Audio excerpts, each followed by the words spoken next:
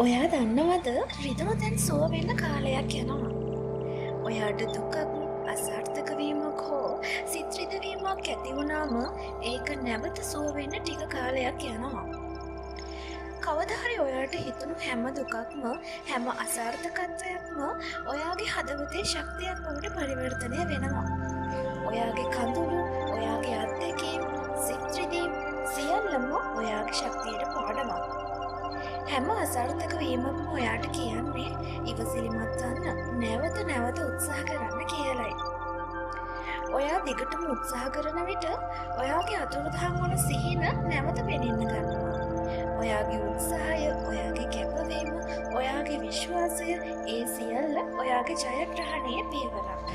ඔයා දවසින් දවස වැඩ කරද්දී සෑම අභියෝගයක්ම ජයග්‍රහණයක් බවට පරිවර්තනය වෙනවා.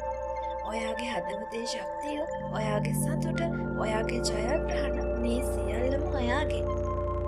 මතක තියාගන්න රිදුණු තැන් සුව වෙන්න කාලයක් යනවා. ඉවසන්න, විශ්වාස කරන්න, නැවත නැවතත් උත්සාහ කරන්න. ඔයා නොහිතන විදිහට ඔයාගේ ජීවිතය වෙනස් වෙනවා.